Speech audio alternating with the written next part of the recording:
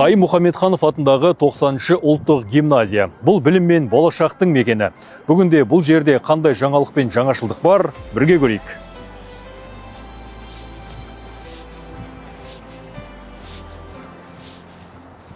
Ассалаумағалейкум, Қуандық мырза. Уағалейкум ассалам.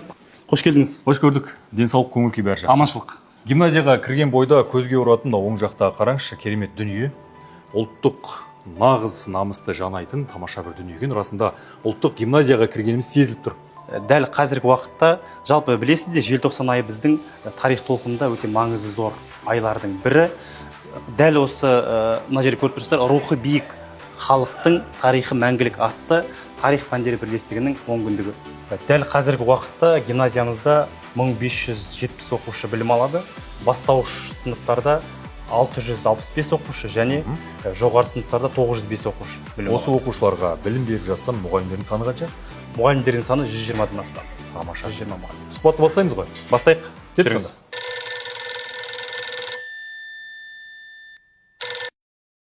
Ассалаумағалейкум. 90-шы гимназия тыңдап тұр. Жақсы. Қуандық мырза, бұл Қайым атамыздың қолданған телефоны. Бұл байланыс құралы сол кездегі керемет ғылыми жетістіктің бірі еді ғой, байланыс құралы. Бұдан бөлек қандай дүниесі бар? Айтыңызшы. Атамыздың қолданған заттарының барлығы Алматы қаласынан осы Дина Қайымқызынан сұрап әкелінген болады. Осы мұражайға арнайы. Қабырға кілемі, барлығы фотосуретпен барлығын көрсеңіздер болады. Қайым атамыздың шапаны. Және де мына жерде қазір қолданған костюм шалбарлары, сосын домбырасы барлығы. Сіз отырған диванға да атамыз отырған ғой. Демалатын орны. Әрине. Атамыз осы шамды жағып қойып, ғылыми жұмыстарын жазған ғой, Иә, бұл шамды ғылыми шамшырақпен байланыстырсақ болады. Ғылыми ізденіс. Мен керемет папканы көріп тұрмын. Қайым атамыздың папкасы. Бұл жерде өздеріңіз көріп тұрғаныңыздай Қайым атамыздың домбырасы. Тиегі ерекше екен. Тиегінің өзі қошқар мүйіз іспеттесе. Мына жерде ескі қолжазба. Қолжазба және мына жерде көріп тұрғаныңыздай мынау Қайым атамыздың ұлының ең алғашқы сауат ашу дәптері десек те болады. Ең алғашқының өзі қараңызшы қандай керемет жазған. Ғалымның баласы деген осы шығар. Тамаша. Мына жерде фотосуреттер атамыздың естелігі. Иә, бұл жерде барлық таңбаланып тұр. Алаштың жолын жалғаған Карлаг және қаламгер, Карлагта болған жылдары. Сосын мына жерде Қайым және қазақ зиялылары, Қайым атамыздың әкесінің үйіне алаш зиялыларының барлығы күнделікті келе береді десек те болады. Есігін айқара ашып алаштың ардақтыларына мүмкіндік берген ғой Қайым атамыздың әкесі. Президентіміздің 2025 жылды жұмысшы мамандықтар жыл деп жариялауына байланысты мектептің 4-ші қабатында осындай керемет дәліз бар екен. Бұл дәлізде өздеріңіз байқап тұрғаныңыздай адал азамат деп аталады. Адал азамат президенттің бастамасымен құрылған үлкен бағдарлама десек те болады. 2024 жылы біртұтас тәрбие бағдарламасы деп аталған. Ал енді биыл 2025 жылы жаңа мазмұнда адал азамат деп аталған. Бұл жерде жаңағы тілге тиек еткен мысалы жұмысшы мамандықтар жылына байланысты мына жерде еңбегі адал жас өрен жобасы. Осы жобалар арқылы еңбектің қадірін жас ұрпаққа сіңіру. Гимназияның тағы бір ерекшелігі бұл жерде жылдағы бағдарлама реформаға байланысты дәлізде де өзгерістер пайда болады екен. Бұл да бір керемет бір жаңашылық деуге болады.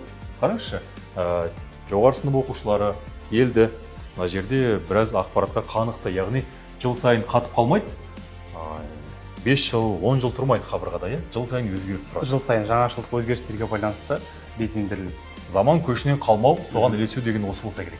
Бұл жердегі визуалды оқушылар көру арқылы ненің болатынын, ненің болмайтынын визуал көру арқылы шешім қабылдайтын болады. Негізі сіздердің қабырғаларыңыздың өзі бір білім құралы сияқты. Тарихыңды білсең қор болмайсың, білмесең ешқашанда зор болмайсың деген бабаларымыз мұнда тарих баспалдағы керемет көрініс тапқан.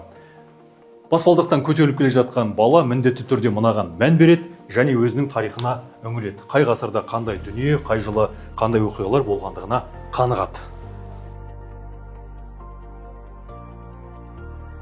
Мысалы, 1771 жылы Абылай ақ киізге көтеріліп хан сайланды. Және 1837-47 жылдары қазақтың соңғы ханы Кенесары орыс отаршыларына қарсы азаттық күресін өрістетті. Дәл осылай замана тізбегі ғасыр жалғасын таба береді. Бұны көріп өскен бала әлбетте тарихын сүйет, отан үшін отқа болса да күйет.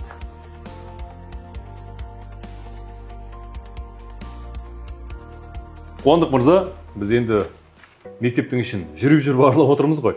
Енді бір сәт отырып сұхбаттасайық, сұхбат құрайық. Біз дәл қазір ұстаз хаб бөлмесіндеміз, бұл жер айтып тұрғандай ұстаз хаб, ұстаздар отырады және мұнда немен айналысады? Бұл кабинетте жаңағы жасанды интеллектке көбіне басымдық берілгендіктен арнайы LED экран қойылған.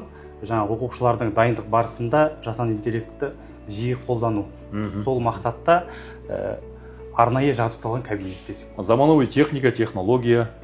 Яғни 90-шы мектепте ұстаздар, мұғалімдер ешқандай да заман ағымынан көшінен қалған емес. Қалыс қалмайды да, иә. Жаңашылдыққа қадам басады, мұнда мүмкіндіктің бәрі бар деген сөз ғой, Әрине. Қабырғада тұлғаларымыз тұр. Осы кісілердің нақыл сөздері, бұл кісілердің қазаққа қалдырған өсиет өлеңдері тұр екен. Бұл жерде ұрпақтар сабақтастығы Абайдан Ерболға дейін. Өздеріңіз көріп тұрғандай Абай Құнанбайұлы, Шәкәрім Құдайбердіұлы, Мұхтар Әуезов, Қайым Мұхамедханов және Ербол Іргебай. Енді бұл тұста өзара байланыс ұстаз бен шәкірт арасындағы. Ұрпақтан ұрпаққа бүгін Ерболға дейінгі байланысты көрсете білу. Өте тамаша. Дәл осы жерде ұстаз хаб кабинетінде ұрпақтар сабақтастығы жалғасады дейміз, себебі ұстаздар шәкіртке өтеді. Әрине. Бұл шәкірттер бұйырса алдағы уақытта өзіне кейбіреулерге із қалдырады. Үлгі бола деуге болады. Бұл бізде Ер Қазақ журналы. Ер Қазақ журналы жылына 2 саны шығып отырады. Оқушылардың, мұғалімдердің шығармашылық бағыттағы өзіндік ойларын, өлеңдерін, ғылыми жұмыстары осы журналға басылып шығып отырады. Ер Қазақ журналы. Ер Қазақ журналының атауының өзі де Қайым Мұхамедхановтың Совет үкімет тұсындағы ең алғашқы біздің әнұранның авторы екенін білесіздер. Мектепте түрлі орталық бар, аралап кіріп көріп жүрміз. Ал енді шұғыла орталығына тоқталайықшы. Бұл шұғыла орталығы домбыра үйірмесі, лингвистика жаңа мамандықтарына, мына жерде биге қатысты хореография, сосын робототехникадан қосымша үйірме жұмыстары жүргізіледі. Балалардың бос уақытын тиімді пайдалану мақсатында ашылды, өзінің миссиясын орындап отыр. Іс-шараға қатысады балалар, денсаулыққа пайдалы, өнерін дамытады деген сияқты. Тамаша екен. 90-шы гимназияға келдім бүгін, сезетін оқушылар еркіндігін. Ұстаздар мен оқушыға барлық жағдай жасалғанын осында көрдім бүгін. Әгигәгім. Қуандық, шынында да гимназияның тыныс тіршілігіне, өміріне қанығып жатырмыз. Көптеген жаңашылдықты көрдік. Заманауи техника, технология дейсібі бәрі бар. Жетістіктеріңізде Аллаға шүкір ауыз толтырып айтарлықтай екен. Дәл қазір біз мынау қазақтың рухы болған, жанымен егіз болған домбыра кабинетіндеміз, Мұнда балалар үйірмеге келеді. Үйірмеге, домбыра кабинетінде балалар жаңағы әрбір нотаны болсын, нағыз қазақ, қазақ емес, нағыз қазақ домбыра дейміз ғой. Домбырадан күмбірлеген даусымен қазақи үнді осы кабинетте бойына сіңіреді десек те болады. Конкурстарға қатысады. Арнайы осы жерде тәлім алып, сондай байрақты бәсекелерге қатысады. Мектептің ішінде құрылған оркестр бар ғой? Бар, мектептің ішінде құрылған оркестр бар.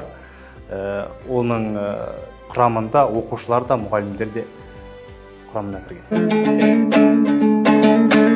Отырғандай мен бүгін малдас құрып, алатын тәрбиені заңдастырып, домбыра кабинетінен шығайыншы, ары қарай жіберейін жалғастырып. Әгигәгім.